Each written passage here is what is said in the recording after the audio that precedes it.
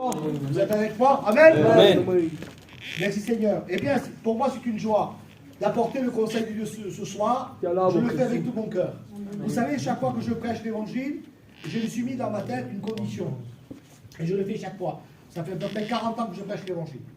Et je dis, chaque fois que je prêche l'évangile, je dis, Seigneur, je voudrais apporter ce message comme si c'était la dernière fois. Amen. Oui. Parce que je voudrais tellement m'investir. Parce que je vois l'importance qu'il y a à travers un message délivré, un message prêché. Je vois l'importance que les âmes peuvent passer des ténèbres à la lumière. Je vois l'importance que les âmes peuvent être sauvées dans un message. Amen. Alors je veux le faire de tout mon cœur. Comme si que je prêchais pour la dernière fois. Amen. Il n'y a pas de petites réunions, de grandes réunions. Il n'y a pas de réunions où il y a 400 personnes, ou des réunions où peut-être une trentaine. Ça n'existe pas. Pour Dieu, la réunion a une valeur. Vous savez laquelle? Jésus a dit dans sa parole, 2 ou 3 rassemblés en mon nom, je me trouve au milieu de vous. Amen. Amen. Eh bien, la réunion, chaque réunion a une valeur. Vous la connaissez, la valeur de la réunion? C'est son sacrifice à la croix. Amen. Chaque fois qu'il y a une réunion, Jésus est mort pour cette réunion. Chaque fois. La croix, c'est quelque chose qui dépasse les temps. C'est quelque chose qui n'est pas présent et qu'on a parlé en temps. Non, la croix, elle est toujours présente à chaque réunion. Alors, la valeur d'une réunion, c'est la croix. C'est le sacrifice de la croix. Le sacrifice de la croix est toujours vivant. Amen. Gloire à Dieu. Alors, j'ai beaucoup de choses à vous dire, mais je vais rester dans ce que j'ai marqué pour ne pas me perdre un petit peu dans mes notes. On va parler d'un homme. Un homme qui est assez particulier dans sa manière de chercher Dieu, dans sa manière de trouver Dieu. C'est l'Éthiopien qui est noté dans la parole de Dieu, acte 8 et verset 26. L'Éthiopien. L'histoire de cet Éthiopien est importante. Je ne sais pas si vous la connaissez. On va rentrer un petit peu dans l'historique de cette histoire et après on va rentrer dans les notes spirituelles. Amen. Parce que toute la Bible, elle est spirituelle. Amen. Vous prenez l'Ancien Testament, le Nouveau Testament, chaque histoire, il y a le côté historique, dans le côté historique, il y a le côté spirituel. Amen. Parce que la parole, elle est vivante. Ce n'est pas qu'un livre, la parole de Dieu. Ce n'est pas qu'un livre. Elle est vivante. Elle nous parle. Amen. Alors on va regarder un petit peu pour comprendre. On va situer cet homme dans son histoire, dans son contexte, et ensuite on parlera, eh bien, comment Dieu a dirigé ces choses. Parce que vous allez voir, tout à l'heure le frère vous posait une question, justement sur le plan de Dieu. Vous allez voir comment le plan de Dieu s'est installé, s'est mis en place dans cette histoire de cet homme qui s'appelle Éthiopie. D'accord? Amen. On va lire ensemble. Alors à partir du verset 26, je ne voudrais pas lire toute la lecture parce qu'elle est assez longue. Alors je vais peut-être après couper un morceau et revenir après là-dessus. D'accord? Alors un ange du Seigneur, à partir du verset 26, acte 8, un ange du Seigneur s'adressa à Philippe. Il lui dit, lève-toi et va du côté du midi, sur le chemin qui descend de Jérusalem à Gaza, celui qui est désert. Il se leva, il partit, et voici un Éthiopien, un eunuque, ministre de Candace, reine d'Éthiopie, surintendant de tous ses trésors, venu à Jérusalem pour adorer. Il s'en retournait, assis sur son char, lisant le prophète Ésaïe. L'Esprit dit à Philippe, avance et approche-toi de ce char. Philippe accourut et entendit l'Éthiopien qui lisait le prophète Ésaïe. Il lui dit, comprends-tu ce que tu lis? Il répondit, comment le pourrais-je si quelqu'un ne me guide? Il invita Philippe à monter et s'asseoir avec lui. Le passage de l'écriture qu'il lisait était celui-ci. Il était amené comme une brebis à la boucherie, comme un agneau muet devant de celui qui l'attend. Il n'a point ouvert la bouche. Alors on peut lire à partir du verset 34 après. L'eunuque dit à Philippe, je te prie, de qui le prophète parle-t-il ainsi? De lui-même ou de quelqu'un d'autre? Alors Philippe, venant, ouvrant la bouche, commença par ce passage en lui annonçant la bonne nouvelle de Jésus. Amen. Comme il continuait en chemin, il rencontrait de l'eau. L'eunuque lui dit, voici de l'eau. Qui m'empêche que je sois baptisé?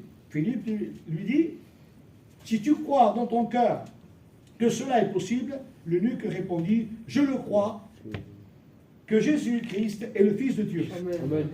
Il fit arrêter le char. Philippe et l'eunuque descendirent tous les deux dans l'eau, et Philippe baptisa l'eunuque. Quand il sortit de l'eau, l'Esprit du Seigneur enleva Philippe. L'eunuque ne le vit plus, tandis que, joyeux, il poursuivit sa route. Amen. Amen. Gloire à Dieu. Amen. L'histoire est formidable. Il fallait la lire pour comprendre le contexte. Eh bien, je vais parler d'abord de Philippe. Dans quel contexte Philippe se trouve au moment que cet Éthiopien monte à Jérusalem? Philippe, c'est un serviteur de Dieu. Et quand il est là, dans ce contexte-là, comment Dieu l'appelle, Philippe se trouve, à ce moment-là, il se trouve en Samarie. Il est en train de prêcher la parole. Écoutez-moi bien. Ça, je pense que ça va parler à nous aussi, serviteurs de Dieu. Il prêche la parole.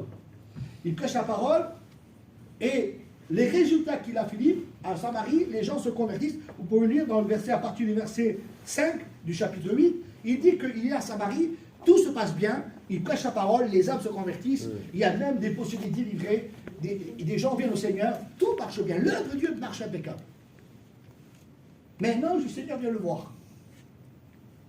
Il lui dit, Philippe, il faut que tu partes, écoutez-moi bien, à Gaza, ce chemin qui mène de Jérusalem à Gaza, celui qui est désert, il faut que tu partes. Et il lui dit, regardez ce qu'il dit, c'est précis. L'ange lui dit, lève-toi, va-t'en, et bien va-t'en, par ce chemin qui descend de Jérusalem à Gaza, celui qui est désert.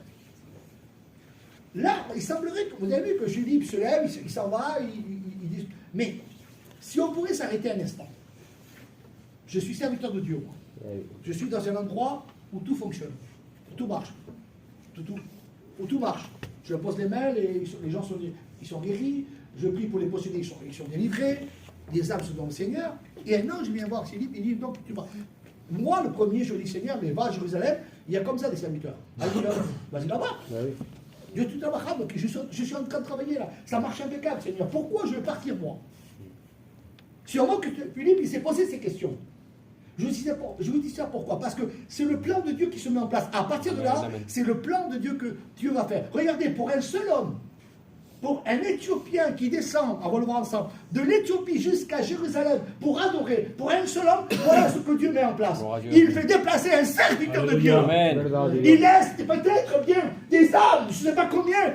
C'est Philippe qui a fait le réveil en Samarie. Peut-être des centaines d'âmes qui sont là-bas et qui attendent Philippe. Peut-être ils l'ont retenu, Philippe. Mais qu'est-ce que tu fais, Philippe? Regarde, il y a 300, les 400. Mais Dieu m'appelle là-bas. Il ne sait pas qu'est-ce que tu fais, Philippe. Mais est-ce que tu as demandé à Dieu, Philippe, pourquoi Dieu t'amène là-bas? Je ne sais pas. Mais Dieu m'a dit de prendre le chemin qui descend de Jérusalem à Gaza. Je dois être là-bas. Mais qu'est-ce que tu as fait? Je ne sais pas. Mais Dieu m'envoie là-bas. Parce que Dieu ne nous tient pas informés. Vous comprenez? Et nous, parfois, on veut que Dieu nous en tienne informés. On veut que Dieu nous dise tout. On veut que Dieu nous explique. Nous n'avons pas besoin. Dieu n'a pas de compte à rendre à nous-mêmes. Dieu, il est celui, le Créateur. Il n'a pas besoin de m'expliquer. Il n'a pas besoin de me dire ce que je fais à toi, Antoine. C'est moi qui te place. C'est moi qui t'envoie. C'est moi qui commande. C'est pas toi. Amen. Et aujourd'hui, on agit comme des commandants. Comme des chefs.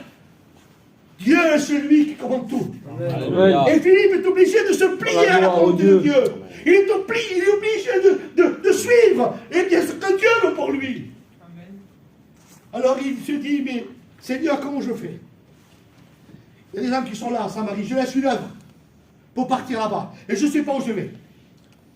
Voyez-vous comment l'amour de Dieu, et je vois l'amour de Dieu là, pour une âme, pour un homme. Je vois l'amour de Dieu là. Ça veut dire que ce soir, écoutez-moi bien, moi j'ai pris ma voiture là, je viens de Fréjus, j'ai fait peut-être 50 km plus, mais pour une âme ce soir, Alléluia. Dieu m'a déplacé. Amen. Amen. Je suis conscient, Amen. pour une âme, Dieu m'a déplacé, et je le fais avec joie, et je prêche avec joie, avec sérénité, avec force et puissance, et avec grâce, je le fais pour qu'une âme se donne au Seigneur. Alléluia. Dieu le fait, et ce soir je le fais. Peut-être c'est pour toi que je suis descendu. Peut-être Dieu m'a envoyé pour toi. Amen. Et je le fais. Et c'est à travers peut-être ce message que tu vas te convertir. Je le crois. Amen. Amen. Amen. Alors Philippe, il descend. Écoutez-moi bien. J'ai marqué comme ça. Regardez, c'est précis. Regardez. Lève-toi. Lève-toi. Dieu lui donne une direction. Va au chemin qui descend de Jourdain à Gaza. Une direction. On va le voir pourquoi après. C'est précis. Dieu savait que l'Éthiopien était déjà sur la route. Dieu savait déjà. Il savait que Dieu, à ce moment-là, il allait passer dans ce chemin-là, qui est désert, ce chemin qui descend. On va le voir pourquoi, de Gaza. Dieu avait tout préparé. Et ce soir, ta vie, elle est préparée. Ce qui t'atteint, ce qui t'arrive, on va parler après du désert. Ce qui t'arrive, ce qui t'atteint, Dieu le sait déjà. Amen. Dieu avait pris connaissance de toute ta vie. Et ce soir, regardez, il descend. Alors, c'est dur d'obéir à Dieu quand tout fonctionne. C'est plus facile d'obéir à Dieu quand tout va mal. Mais quand tout fonctionne. Pour Philippe, tout fonctionnait. Mais il est là, il doit obéir à Dieu. Amen. Amen. On va parler maintenant de cet Éthiopien. On a vu le disciple. Alors imaginez-vous que ce disciple ou ce serviteur Philippe est en train de marcher on va dire, de la Samarie jusqu'à Gaza. Alors il a quelques jours entre deux marches. Alors il est en train de marcher. Alors ça veut dire que Dieu a anticipé sa marche même. Il a anticipé parce qu'il fallait qu'il le rencontre. Eh bien cet Éthiopien, il fallait qu'il le rencontre. Alors, il va anticiper quelques jours avant peut-être pour que cet homme rencontre Philippe sur son char. D'accord? Alors on va éviter ce soir, on imagine que l'Éthiopien, plutôt que Philippe, est en train de marcher pour rencontrer l'Éthiopien. Alors on va vers l'Éthiopien maintenant. D'accord? Qu'est-ce qu'il fait l'Éthiopien? Il s'en va de l'Éthiopie jusqu'à Jérusalem. Vous savez combien de kilomètres il y a? 4000 kilomètres. Il part en char. J'ai regardé un petit peu, j'aime bien écouter les Écritures, il part en char. Un cheval, à l'époque, pouvait marcher, même aujourd'hui, il peut marcher que 30 km par jour, pas plus. On ne peut pas forcer un cheval à marcher plus. Alors, à 30 km, le cheval s'arrête parce qu'il est épuisé, il est fatigué, il faut qu'il mange, et il reprendra la route plus tard. Alors, 30 km, d'accord? Ça veut dire que si on fait un calcul, ce voyage a duré, pour aller de l'Éthiopie à Jérusalem, ça a duré 5 mois. Vous voyez un peu la préparation? Alors, c'est pas quelqu'un qui... On voit pourquoi, on comprend maintenant pourquoi Philippe l'a baptisé. C'est pas quelqu'un qui est venu comme ça à Jérusalem, qui se promenait, qui l'a pris, qui l'a baptisé, qui l'a accepté le Seigneur. C'est pas ça l'histoire. L'histoire, elle est encore plus profonde que ça. L'histoire, c'est que cet Éthiopien, il a préparé son voyage et il est allé pendant 5 mois en train d'aller à Jérusalem. Et c'est vrai qu'à cette époque-là, c'est vrai qu'il y avait la fête à Jérusalem. Il y avait la fête de la Pâque, il y avait la fête du Grand Pardon, le jour du Grand Pardon. C'est vrai.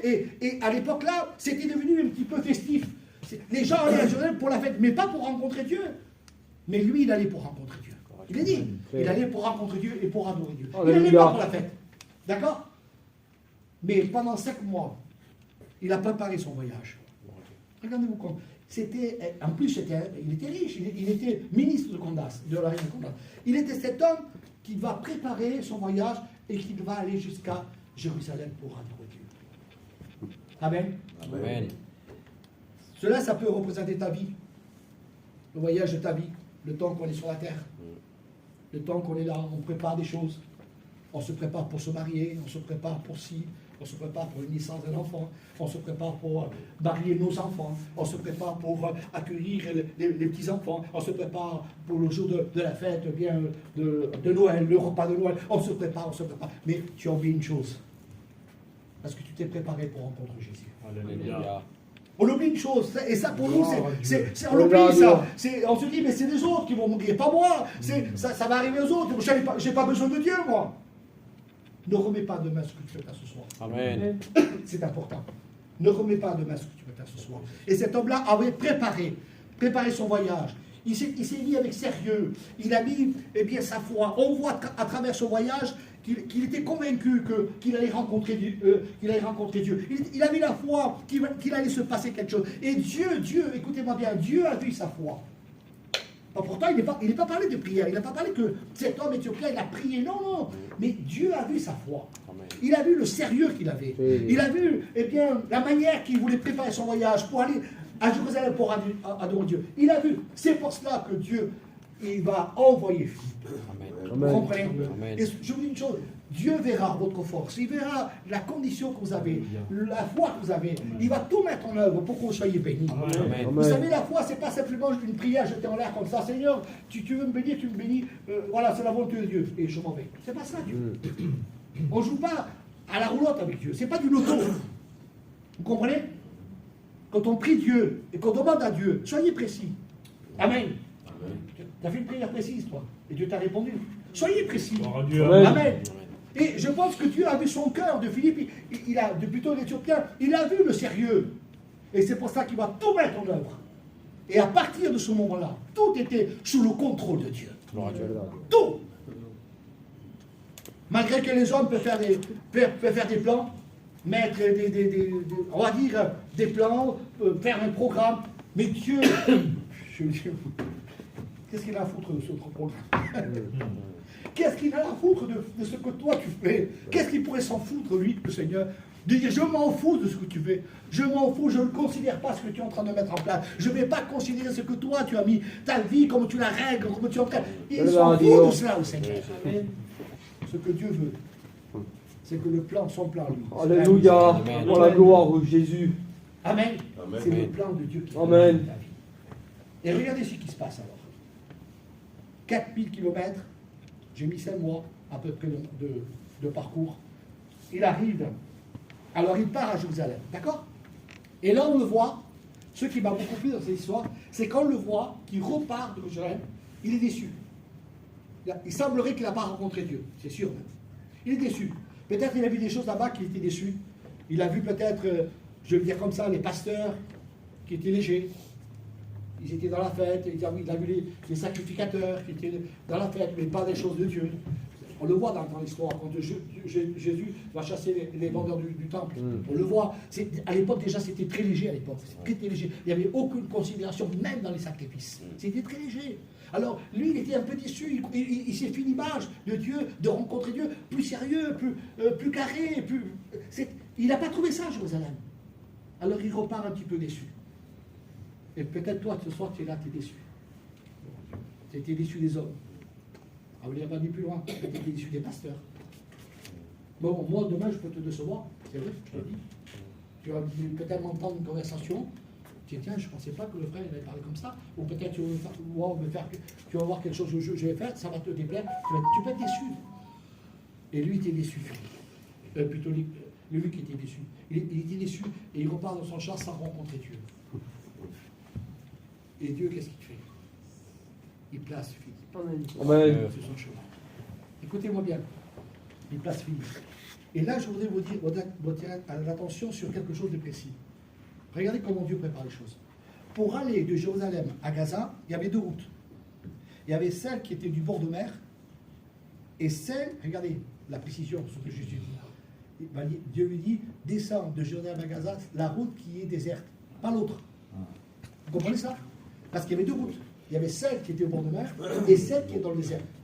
Pourquoi l'Éthiopien, je me suis posé la question, pourquoi l'Éthiopien prend la route la plus compliquée?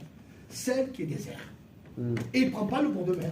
Il prend celle qui est désert. Pourtant, il est à cheval, il a besoin de boire, ses chevaux ont besoin de boire, il prend celle qui est désert. C'est Dieu qui l'avait compris. Vous savez pourquoi? Il y a un pourquoi. Il fallait que Philippe plutôt l'Éthiopien rencontre ce désert. Le désert, en hébreu, se dit mikbar, qui veut dire parole. D'accord? Mikbar, qui veut dire parole. C'est pour ça qu'on voit dans Jean le Baptiste, quand il dit la voix qui crie dans le désert, c'est en réalité, si on voulait le traduire dans le texte littéraire, ça donnerait, c'est la voix qui crie de la parole. Amen. C'est la parole. C'est-à-dire que Jean le Baptiste était un envoyé de Dieu qui parlait de la parole dans le désert. Amen. Et c'était le meilleur endroit, le désert, parce que ça veut dire parole. Et tous ceux qui allaient rencontrer Jean-Baptiste, ils savaient qu'ils allaient entendre la parole de Dieu. Alors, mikbar, en hébreu, veut dire parole. Entendre la parole de Dieu. Et tous les hommes de la parole de Dieu, tous les hommes de la Bible, autant que Moïse, qu'Abraham, tous les hommes de la Bible, ils ont eu tous un désert. Même David, le roi David, a eu son désert. Il a eu son mikbar. Où Dieu l'a parlé, où Dieu a pu le rencontrer, où Dieu... Et vous savez, je crois que ce soir, si tu passes des difficultés, si tu es en souffrance, que tu passes des difficultés énormes, on peut l'égaler à un désert.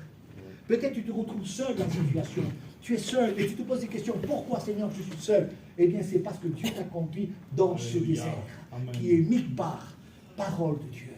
Amen. Parce que Dieu veut te parler. Amen. Amen. Et regardez encore. Il y a encore une précision importante. Gaza. En hébreu, Gaza veut dire trésor royal. C'est pas n'importe quoi. Ça veut dire que Dieu avait conduit cet homme éthiopien dans un endroit particulier. Mikpar, parole de Dieu, Gaza, trésor royal. Amen. Pas un trésor de la terre. Il n'avait pas besoin, il était riche. Vous comprenez? Il n'avait pas besoin d'un trésor de la terre. Lui, ce qu'il cherchait, il cherchait un autre trésor, celui qui était au ciel. Amen. Amen. Amen. Et comme j'ai dit, Gaza veut dire trésor royal. C'est ce qu'il voulait, lui. Il avait tout sur la terre. Mais à ce moment-là, il se trouve au bon endroit. Il va entendre la parole de Dieu et il reçoit ce trésor royal. Amen. Gaza. Mais regardez. On va un petit peu plus loin encore. Amen. Il prend le rouleau d'Ésaïe. Il est en train de lire le rouleau d'Ésaïe. Regardez s'il a instruit cet homme-là. Il est en train de lire un rouleau qui est écrit en hébreu. À l'époque, il n'y avait pas de traduction. Ça veut dire que lui, cet homme-là, il comprenait l'hébreu et il lisait l'hébreu. Mais il y a une chose que je voudrais vous dire, et je me suis posé la question. Quand Philippe lui dit, comprends-tu ce que tu lis? Il dit non, je ne comprends pas. Personne ne m'explique, personne ne me guide. Pourtant, il parlait l'hébreu, il lisait l'hébreu, mais il ne comprend pas. Cela veut dire que la parole de Dieu, on peut... Regardez, je vous ai dit 2 mots en hébreu, mais ce n'est pas ça qui va compter dans la parole. On peut apprendre l'hébreu, le grec, et rien comprendre dans le message de Dieu. On a besoin que Dieu nous éclaire, que le Saint-Esprit nous éclaire. Amen.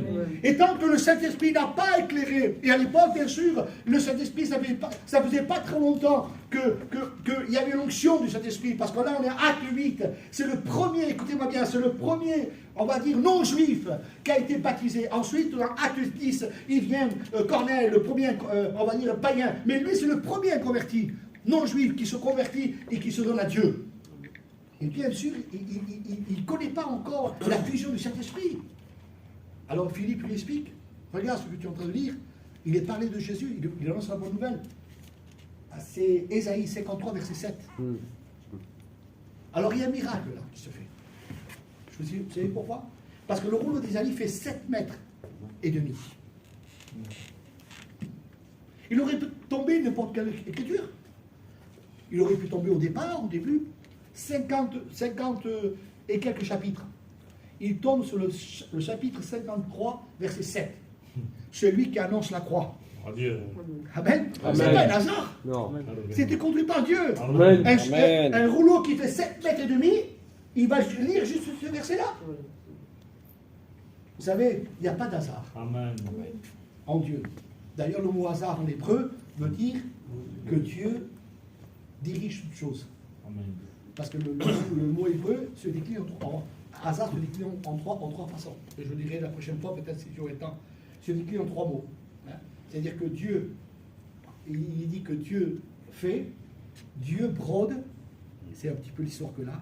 Le mot hasard peut dire aussi Dieu brode. Il y a des situations que Dieu va broder, Amen. que Dieu va construire. C'est Dieu. Amen. Parce que vous savez, je vous dis une chose, pourquoi je dis ça ce soir? Vous allez me comprendre. Vous savez que Dieu sait tout et Dieu connaît tout. Amen. C'est tout. Alors comment Dieu sait tout et Dieu connaît tout si Dieu ne fait pas ce qu'il doit faire avec moi? Non. Parce que Dieu est amour. Vous comprenez? Alors il te rend libre, le Seigneur. De tes choix, de tes décisions, il te respecte. Alors comment il va faire Dieu pour te convaincre? Alors il prend son temps. Et la volonté de Dieu, je pourrais la représenter, et regardez cette image, elle est formidable, je peux la représenter comme un jeu d'échecs. Ou un jeu de dames, si vous voulez. C'est pareil. C'est-à-dire que chaque fois, écoutez-moi bien, il y a toi et Dieu. Chaque fois que toi, tu vas déplacer un pion, d'accord? Tu vas prendre à droite. Alors Dieu, il sait que la droite, ça ne va pas aller pour toi. Alors qu'est-ce qu'il fait lui? Lui aussi, il déplace un pion. Il déplace aussi à droite. Et chaque fois, il va construire. À chaque fois que toi, tu prends une décision, lui, il va mettre quelque chose en place. Dieu va, chaque fois, te conduire dans sa volonté. Il ne va pas te forcer. C'est-à-dire que, à fur et à mesure que toi, tu fais des décisions, lui, il va mettre en place des choses, son plan. Et c'est ça. C'est ce qui se passe dans cette histoire d'Éthiopien. Il met en place un plan. D'accord? Gloire à Dieu. Amen. Alors, il lit ce livre. Et combien c'est merveilleux. J'ai été béni quand j'ai écouté ce message, quand j'étais dans mon cœur et que Dieu me l'a donné de cette manière. J'ai écouté ce message dans mon cœur, j'ai dit Seigneur, c'est merveilleux. Mikpar, parole de Dieu. Gaza, trésor du ciel. Amen. Trésor du roi. Amen. Alors, qu'est-ce qui se passe? Je termine très vite. Je ne vais pas aller plus loin. Qu'est-ce qui se passe? Eh bien, c'est la confession. Alors cet homme-là, il reçoit, il entend, il comprend. Il comprend. Philippe ne prend le temps de l'expliquer. Tu vois de quoi il parle là? C'est Jésus qui est mort à la croix du Calvaire. Il comprend. Ah, c'est ça alors. D'accord. Et quand ils sont tous les deux, regardez, tous les deux ils sont en train de marcher, ils voient le haut. Vous savez une chose, je vous dis une chose. Pourquoi, je me suis posé la question, pourquoi Dieu n'a pas envoyé Loïc? Je me pose la question. Pourquoi Dieu n'a pas envoyé Philippe à Jérusalem, quand il était à Jérusalem? Mais là, il aurait pu être converti là-bas. Imagine que Philippe arrive à Jérusalem, il rencontre l'Éthiopien, il lui parle à l'Éthiopien de Dieu, il se convertit parce que là-bas, il y avait de l'eau là-bas. Il y avait la piscine du Bethsaïda, d'accord? Il y avait le réservoir de Siloué, il y avait de l'eau pour le baptiser. Mais Dieu ne le fait pas. Il aurait pu l'envoyer là-bas. Vous savez pourquoi Dieu ne le fait pas? Et là, on voit ce que je disais tout à l'heure, mon frère. S'il aurait été là-bas, à Jérusalem, et que tout va bien, dans le plan de l'homme, dans le cadre de l'homme, on aurait refusé son baptême. Si. On aurait refusé son baptême. Parce qu'à l'époque, on baptisait simplement que des Juifs qui venaient au Seigneur, et pas d'étrangers. En plus, je ne pourrais pas rentrer par respect dans le détail, c'était un eunuque. Étranger, eunuque. C'était impossible. La route pour lui, c'était... Alors si Dieu, écoutez-moi, c'est pour ça que Dieu fait bien les choses, si Dieu aurait amené, eh bien, cet homme, Philippe, à Jérusalem, dans le contexte de Jérusalem, et qu'il aurait baptisé, et qu'il aurait demandé aux anciens, par exemple à Pierre ou à Jacques, eh bien voilà, cet homme s'est donné à Dieu, est-ce qu'on peut le baptiser? Pierre et Jacques, ils disent non. Étranger, l'eunuque, qui retourne chez lui. C'est ça. Et là, c'est déçu encore plus. Mais Dieu le laisse faire. Il le fait sortir de Jérusalem. C'est bon Dieu, dans la gloire Jésus. Il le fait sortir du contexte des hommes, du cadre des hommes. On va parler de ça, du cadre. Moi, tu vois, je suis invité. Moi, le cadre, je le respecte. Je dis non des fois. C'est quoi, tu me dis non? Mon frère, tu ne corresponds pas à la Bible. On dit non. Mais Dieu, il s'en fout de mon endroit. Quand Dieu veut faire quelque chose, il s'en fout de mon endroit. Il peut sortir du cadre quand lui il veut. Amen. Amen. Si ton cœur est vrai, si ton cœur est vrai pour Dieu, et bien que tu ne corresponds pas aujourd'hui, tu ne corresponds pas à la Bible. Mais Dieu s'en fout de ça. S'il veut toucher ton cœur, il le fera. Amen. Et il sortira le cadre, lui, il sortira du contexte. Et il fera, parce qu'il veut le faire. Amen. Parce que tu es son enfant, il t'aime. Alléluia. Amen. Il t'aime. Il a donné sa vie pour toi, la croix de Calvaire. Amen. Alors qu'il y a un cadre aujourd'hui. C'est vrai, il y a un cadre. Moi-même, moi, je suis le premier à le respecter.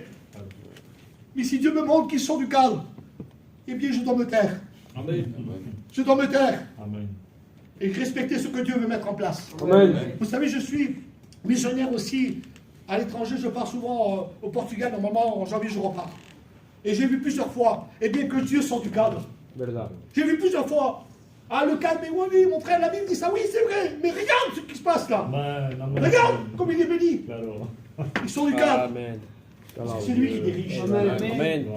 Alors on comprend pourquoi Dieu n'a pas pu laisser l'Éthiopien à Jérusalem. Parce que ça aurait été un nom. Alors il le laisse aller dans le désert. Dans le chemin qui mène à Gaza. Et là-bas il est baptisé. Gloire à Dieu. Et cette histoire, regardez, il n'y a pas de témoin. C'est lui et Philippe le serviteur. Sont deux. Pas de témoin. Comme si que Dieu fait esprit, pas de témoin pour ce baptême. C'était un baptême un petit peu en cachette. Mais Dieu avait mis sur le cœur cet homme-là. Il voulait le bénir. Il ne voulait pas le laisser partir comme ça. Déçu peut-être des hommes, déçu peut-être du contexte, déçu de la fête. Il ne voulait pas. S'il est venu chercher Dieu, vous savez, le voyage, il repart pour 5 mois. Et il ne repart plus pareil. Amen. Il repart plus de Dieu. Alléluia. Et sûrement, qu'à l'Éthiopie, là-bas, il a parlé de Dieu, il a Amen. témoigné. Et peut-être il a fait un réveil là-bas en Éthiopie, je ne sais pas, mais je dis peut-être. Mais il a été baptisé. Gloire à Dieu. Amen. Amen. Amen. Bien ce soir, je ne sais pas comment tu es. Je voudrais m'arrêter là. Comment tu es, ce que tu vis. Dans la gloire Besoin. Jésus. Ton désert qui s'appelle Gaza. Mikbar, parole. Et c'est là que tu entends la voix de Dieu. Alléluia. Peut-être que si tu es trop dans le monde, trop dans ton contexte, tu n'as pas de problème, jamais tu entendras la voix de Dieu. Vous comprenez? Ce que Dieu veut ce soir, que tu puisses entendre sa voix. Amen. Et si peut-être tu as été sorti un petit peu de ton quotidien, et tu vis une difficulté, tu vis un problème, ce n'est pas pour rien. Considère ces choses. Considère-les. Seigneur, pourquoi je vis ça? Pourquoi il y a ça? Et considère, parce que là, tu es en train de vivre ton mikbar. Alléluia. Parole de Dieu. Tu es en train de le vivre. Et c'est là que tu vas être à l'écoute. Parce que c'est vrai, quand on est dans le monde, on ne peut pas être à l'écoute de Dieu. C'est vrai. Dans le monde, voilà, on s'amuse, et je sais pas, l'autre ils vont chanter, l'autre ils vont à la boîte de nuit, vas-y, voilà. Comment Dieu va parler là-dedans? Alors il te sort de là. Gloire à Dieu. Il te met à mikbar. Et là il te parle. Alléluia. Et il veut que tu sois conscient. Alléluia. Amen. On Amen. est ensemble. Jésus. L'amour là.